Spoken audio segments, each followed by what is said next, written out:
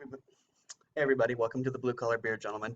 I'm Chris, and I started this channel because I'm a fan of craft beer, but I'm on a limited budget, so I wanted to demonstrate it was possible to enjoy good quality beers without having to break the bank. So the beers that I review on this channel usually come in around the $2 price range, and today's selection is a little pricey for the usual varieties that we do here, but it's not too far off. So when I say $2 price range, naturally I like to bring in a little closer to $1.99. But in this particular instance, I paid $2.79 for the Mobcraft Batshit Crazy Coffee Brown Ale. Coffee Brown Ale. Now, an English brown ale, as this is referred to, is actually a older versions exist. Um, the newer versions of English brown ales are actually stronger than the older versions. This is this is actually the old way because it's more sweet. As it is, I said it is a coffee brown ale. Batshit Crazy is a coffee brown ale. Balanced milk sugar sweetness gives way to robust coffee flavors, perfect for all of your nocturnal exploits. Let's see what else it says. Okay. At Mobcraft, we turn ideas into beer. Submit your idea, vote on what's next. This did win the 2014 GABF Silver Medal Coffee Beer Award, and it does have the Independent Brewer label there. So it's one that in which I believe. I know not everybody believes in the Independent Brewer label and wonders about the parameters of it and blah, blah, blah. I personally, for one, believe in the Independent Brewer. Um, An English ale is described, let me read very quickly, a malty brown caramel-centric British ale without the roasted flavors of a porter. That's what an English brown ale is supposed to be. So as I said, this is historical because it's actually sweeter. The more modern versions of brown ales or English brown ales specifically, are uh, are stronger. Now this is about 4.5 months old, which is plenty of time in which to drink a brown ale. Quick notes about it: it has a 5.6 ABV. Typically English brown ales come in between 4.2 and 5.4, so this is actually on the higher end. In fact, a little past the typical parameters. Has 25 IBUs. Typically English brown ales come in between 20 and 30 IBUs, so it's on the lower end of that.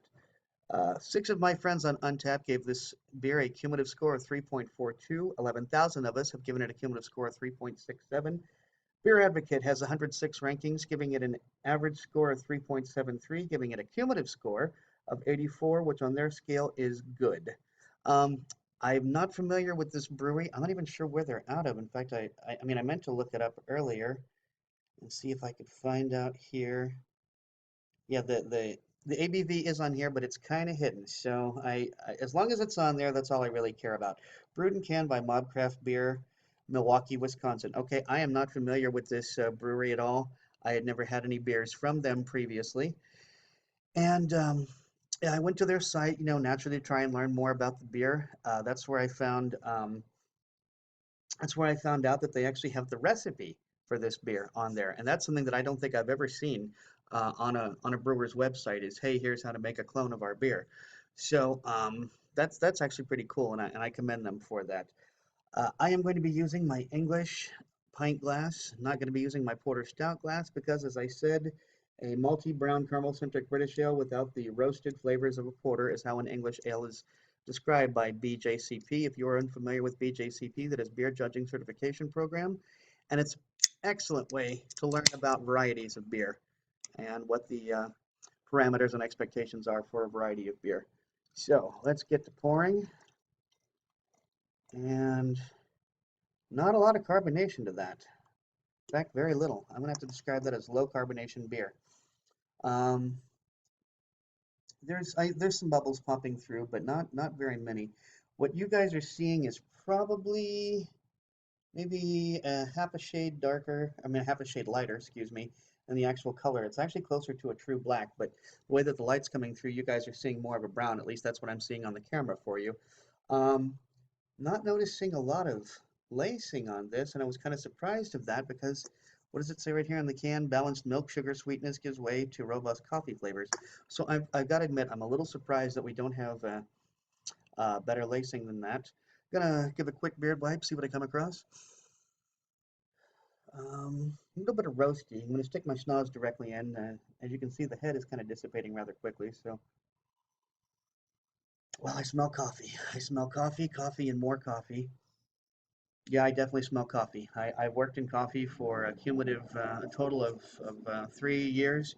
That's definitely the smell of coffee, without a doubt. The coffee that I brought home on my clothes every night. I'm going to go ahead and quit yapping my flap and get to some drinking. So cheers.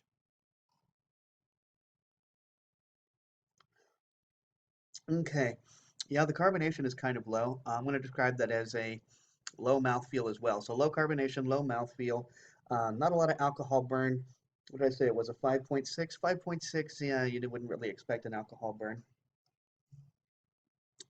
What I'm getting mostly is coffee flavoring. It's not as sweet as I was expecting, but it is sweet. I mean, it is sweet, but not as sweet as I was expecting, which is good because I'm not really that big a fan of sweet beers. In fact, let's see, I think this past September, I had a milk stout, and I tell you what, and that is not my thing. It is definitely not my thing. No, I am. I'm a little surprised by the lack of lacing, but I'm not going to hold it against it. There's no reason to hold points against it. I just thought there would be more because it did say sweet. And what is it? Milk sugar. So milk sugar, I was expecting more lacing. This is a pretty good beer. I will say I've had better English browns. But I tell you what, I like this beer enough that I'm definitely going to be keeping my eyes open for more mob craft beers. I mean, they're from well, okay, I grew up in Kansas City, so I have a special hatred of Anheuser-Busch being sold out. Uh, we never really considered Budweiser to be true beer in Kansas City. We just thought it was the Mississippi River swill, and we took pride in our Muddy Mo stout that you could find at 75th Street Brewery. But I will say that among the Midwest, Wisconsin was definitely considered middle America's craft beer empire. So coming out of Wisconsin, I'm definitely going to be trying more of these beers, and I like this one enough. I think I'm going to give it I think a 3.25 for the beer is enough. It'll get it the extra point 0.25 for being in a can, but nothing exceptional about this. But like I said, I am willing to try other beers from this brewery, and hats off to them for offering their recipe. That's really actually very cool of the brewer. So there you have it. A 3.25 beer, extra 0.25 for coming in a can. Not bad, nothing really to write home about, but good enough that I'm willing to try other beers from this brewer. Well, folks, if you like this video, please be sure to like, comment, and subscribe. And if you don't like the video, please be sure to like, comment, and subscribe. And until next time, drink good beer and don't break the bank doing it. Cheers.